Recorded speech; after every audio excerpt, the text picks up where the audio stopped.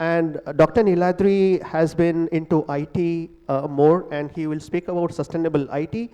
But Ashwinji will highlight on the social aspect of sustainability, the social sustainability part, wherein we will talk about peace, we will talk about patience, responsibilities, humanness attached to the whole gamut of sustainability in the businesses. So to start this conversation, Dr. Niladri, to you, you have been working in IT and you spoke about sustainable IT. You have been consulting companies and making their business processes easy and so on and so forth.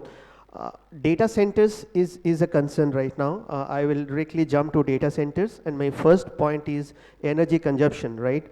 So it consumes a lot of energy, and I see that around more than 200 million tons of CO2 being being generated out of this every year and globally. And the kind of source that we are getting this energy from has to be sustainable, not from coal, not from anything else, but has to be from solar, wind, or maybe hybrid, or maybe alternate sources like, for example, biomass energy or any other sources.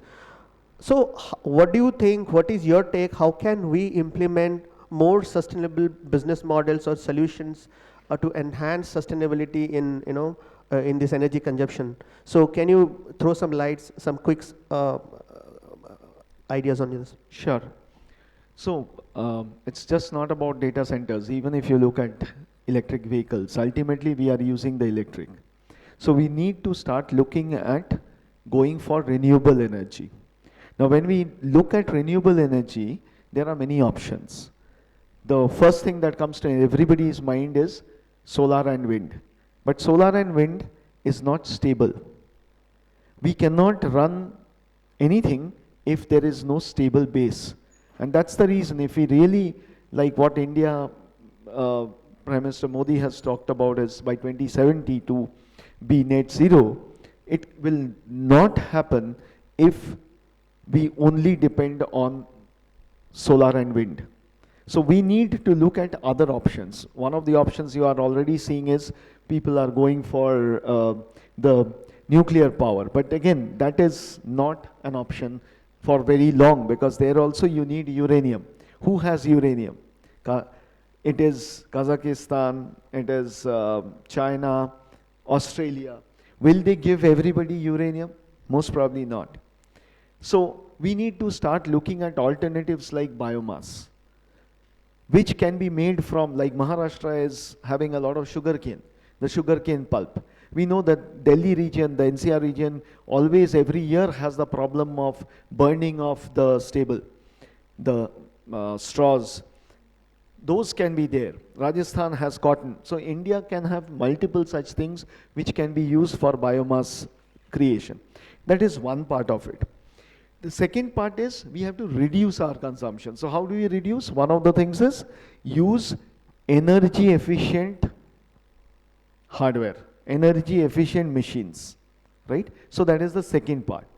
Third part, it is not only about this, we have to also look at reducing our usage itself. The challenge is that because a lot of the resources has become easily available and cheap, we tend to get into using it, a lot of redundancy is being created. We have to start moving out from the redundancy to things which we really require. So that is the third part. And that's where when we talk about data centers, data center is, we don't need that 200, 300 megawatt of data centers, which is as good as having the entire power consumption of a country like Greece or Ireland. We don't need that. We can have smaller pieces. So when we break our work into smaller pieces and we use that, we have to re-architect our whole process and work on those, right? So there are multi-pronged approach which needs to be taken, but the idea is we have to do at every level, starting from our design onwards, that how we can produce something which requires less compute resources, which requires less power, and obviously we will see less water down the line.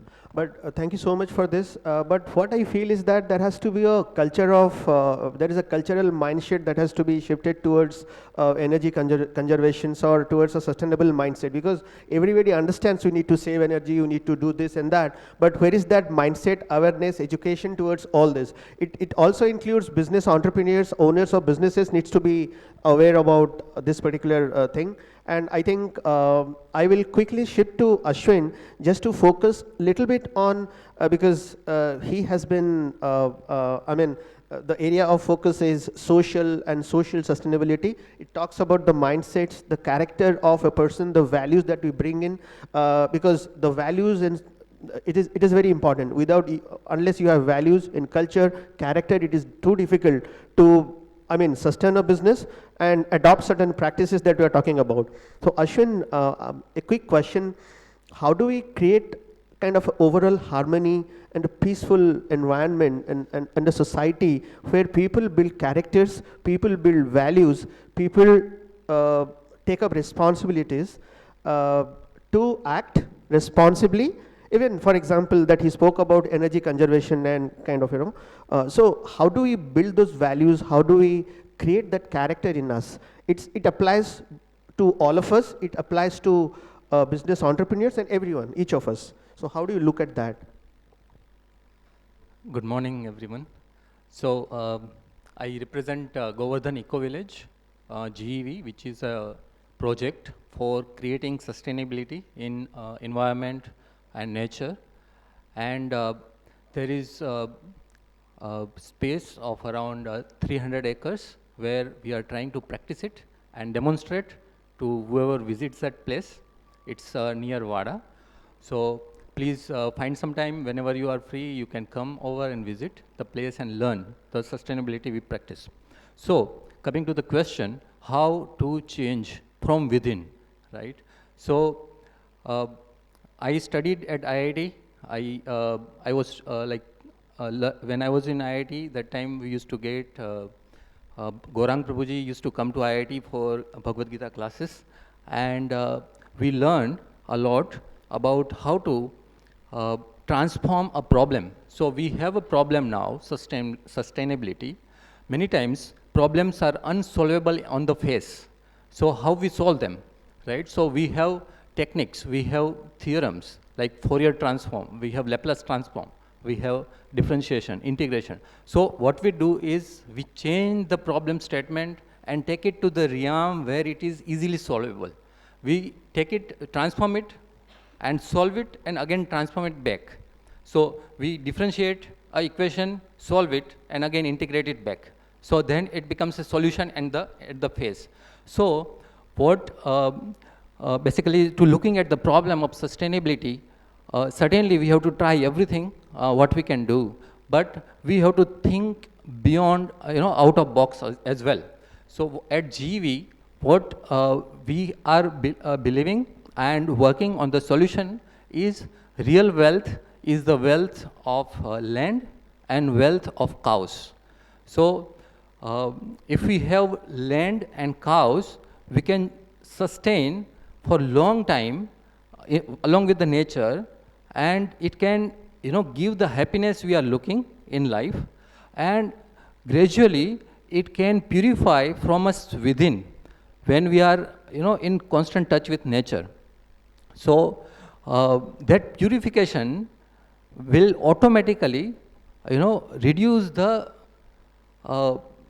kind of symptoms what creates unsustainable systems, right? So if we talk about greed, right? So many scientists on sustainability, they have found solution to problems, but when it comes to greed, everyone has limitations. How we can solve the problem of greed in the heart? So along with nature and mother cows, if we can make our lifestyle cooperative with nature, then it becomes sustainable in terms of it removes kind of qualities or say vices in the heart which are again sustainable systems or sustainable, sustainability in the world. So basically, when it comes to like addressing such problems which are not solvable, then we use theorems, which is like say Bhagavad Gita is a theorem of Lord Krishna, right? So we transform our problem into that solvable, problem. We solve it, and again we bring it back in our day-to-day activities. And this is how we can experience that how we can live a life free from greed. At the same time, as we were discussing, we can create so many unicorns which will benefit whole world, right? So this is how.